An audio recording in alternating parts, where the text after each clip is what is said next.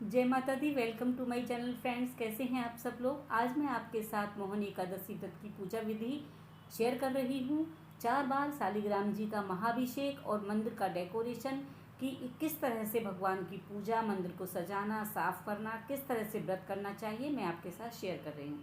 भगवान को क्या भोग लगाना है, आप घर पर ही बनाकर आप भगवान को अच्छा भोग लगा सकते हैं। बहुत सरल तरीके से एकादशी का व्रत कर सकते हैं। पूजा विधि, सब लोगों के मन में संशय रहता है कि एकादशी का व्रत में कोई भूल चूक नहीं हो जाए। तो जब हम भगवान से प्रार्थना करते हैं कि हे प्रभु, मेरी लाज आपकी ही रक्षक है और आप मेरे वचनों पर प्लीज़ रक्षा करें कि मेरा व्रत संपूर्ण हो, तो आपका व्रत संपूर्ण होता है। आपके गमले में जो भी फूल खिले वो आप भगवान को चढ़ा सकते हैं। अगर बाहर नहीं जा पा रहे हैं तो ये अपराजिता का फूल है और मेरे गमले में 1 या 2 अपराजिता के फूल तो डेली ही खिलते हैं, जो मैं अपने भगवान लड्डू गोपाल को या श्री हरि विष्णु भगवान को, शालिग्राम को चढ़ाती हूँ। हमें एकादशी के व्रत में ओम नमो भगवते वासुदेवाय का जाप करना चाहिए, दीपमाला का प्रकाश करना चाहिए, गौ माता और ब्राह्मण देव को कुछ भोजन फलाहार जरूर देना चाहिए और ब्रह्मचर्य व्रत का पालन करना चाहिए। हमें उस दिन ब्रुश नहीं करना चाहिए, दातुन से ही दांतों को रगड़कर साफ करना चाहिए। दातुन आप नींबू की, जामुन की, आम की, नीम की, किसी की भी ले सकते हैं। अगर नहीं मिलती है तो आप उंगली से कंठ को साफ कर लें और 11 कुल्ले या 12 कुल्ले कर लें। तो इस तरह से आपको एकादशी के व्रत में पेस्ट नहीं करना होता है। ये जो हमारी मोहनी एकादशी होती है, ये इस दिन हमें पीपल पर जल चढ़ाना चाहिए और तुलसी पर हमें दीपक जलाना चाहिए। मोहनी एकादशी सुरक्षा कवच एकादशी है। जीवन नवीन बनाने के लिए पूजा पाठ व्रत करते रहना चाहिए। भगवान को भोग अवश्य लगाना चाहिए। हर प्रकार के कष्ट से सुरक्षा मिलती है। आपको पहले मैं वीडियो में बता चुकी हूँ और मैं आज फिर बताती हूँ कि जो गृहस्थ लोग होते हैं वो पहली एकादशी जो होती है स्मार्त एकादशी का व्रत करते हैं, और जो वैष्णव होते हैं, जो साधु सन्यासी होते हैं, गृहस्थ जीवन से दूर होते हैं, वह दूसरे दिन की एकादशी का व्रत करते हैं। एकादशी के व्रत में बहुत ही सरल पूजा होती है। अगर आपको कहानी नहीं आती है, आप पूजा करना नहीं जानते हैं, तो आप विष्णु चालीसा या विष्णु सहस्त्र नाम का जाप कर सकते हैं। आप ओम नमः भगवते वासुदेवाय का जाप कर सकते हैं। इस दिन आपको दान अवश्य करना होता है और आपको दूध और फलाहार लेना होता है अगर आप व्रत रखते हैं। नहीं रहा जाता है तो आप व्रत में फिर साबूदाने की खिचड़ी या आलू का हलवा या फल जो भी आप खाना चाहें वो खा सकते हैं। लेकिन चावल नहीं खाने चाहिए, बाल नहीं काटने चाहिए, बाल नहीं काटने चाहिए और हमें सेविंग नहीं करनी चाहिए अगर आप पुरुष हैं तो। इस चीज़ों का हमें ध्यान रखना होता है। एकादशी, द्वादशी और त्रयोदशी जो होती हैं एक ही दिन पड़ती हैं, उसको त्रिस्पर्शा एकादशी कहते हैं। जो त्रिस्पर्शा एकादशी होती है वो 2 साल से आ रही है। जैसे 2 साल से कोरोना आ रहा है ना, तो 2 साल से ही त्रिस्पर्शा एकादशी आ रही है।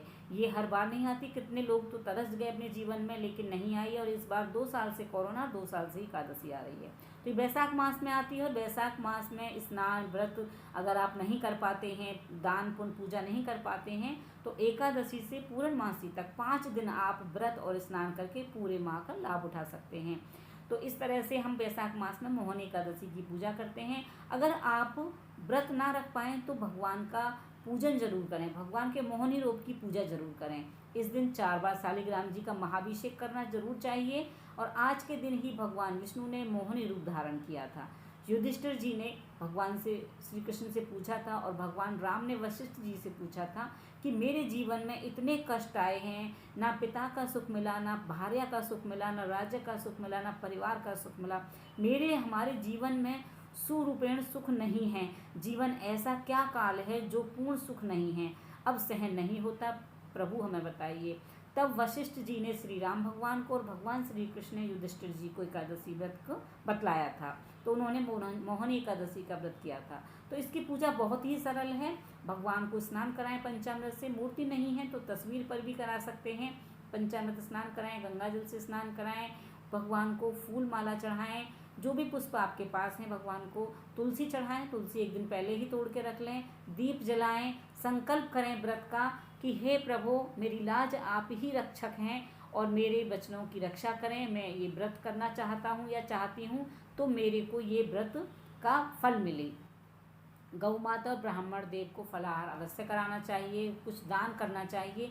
अगर आप एकादशी के दिन या द्वादशी के दिन ही पारण कर देते हैं, दान कर देते हैं, तो आपको उद्यापन करने की ज़रूरत भी नहीं होती। इसका मतलब ये नहीं कि आपको एकादशी के व्रत का उद्यापन नहीं करना है, लेकिन अगर जैसे बीमारियां चल रही हैं, अगर भगवान ना करे कुछ ऐसा हो जाता है, तो आपको ये नहीं रहेगा कि हमने उद्यापन नहीं किया था। तो आप साथ के साथ व्रत वाले दिन दान अवश्य करते रहें। आप मंदिर में दे आएँ, आप किसी गरीब को दे दें, गाय माता को दे दें, इस तरह से। और भगवान विष्णु को अगर पीले फूल चढ़ाते हैं तो बहुत अच्छी बात है, भगवान को सुंदर सुंदर श्रृंगार दें आप। और आप मैं तो अपराजिता का फूल चढ़ा देती हूँ, या जो भी मेरे को फूल मिल जाते हैं तो वो चढ़ा देती हूँ। भगवान को मिश्री का भोग लगाएं, मक्खन का लगाएं, दूध से बनी हुई चीज़ों का भोग लगाएं, सालिग्राम भगवान को श्रृंगार दें। 4 बार श्रृंगार देना चाहिए मोहिनी एकादशी के दिन। और मैं आपको अपनी वीडियो में हर एकादशी व्रत की पूजा बताती रहती हूँ। ये मोहिनी एकादशी व्रत की पूजा है। पहले और भी निर्जला एकादशी व्रत की पूजा भी मैं अपनी वीडियो में डाल चुकी हूँ।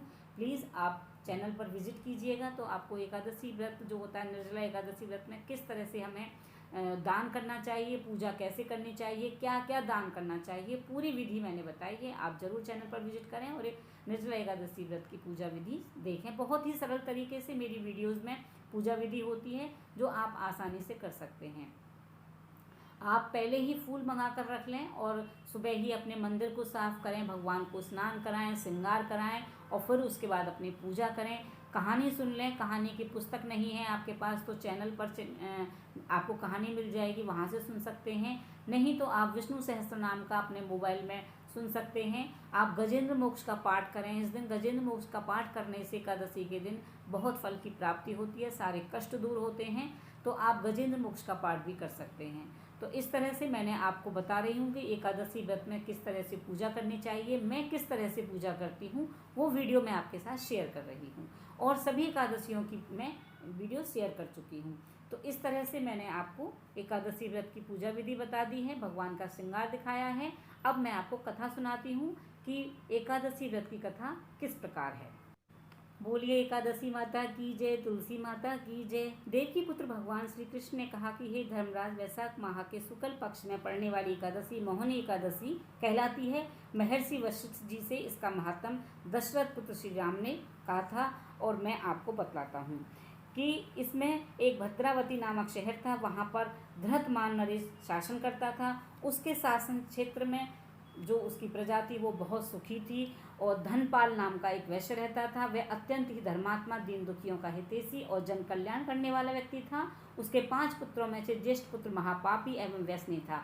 पर स्त्रीगमन, जुआ खेलना, वैश्याओं की संगति के साथ साथ वह निम्नतम कर्मों में लिप्त रहता था। अतः उसके माँ बाप ने उससे कुछ धन और वस्त्राभूषण देकर घर से अलग कर दिया।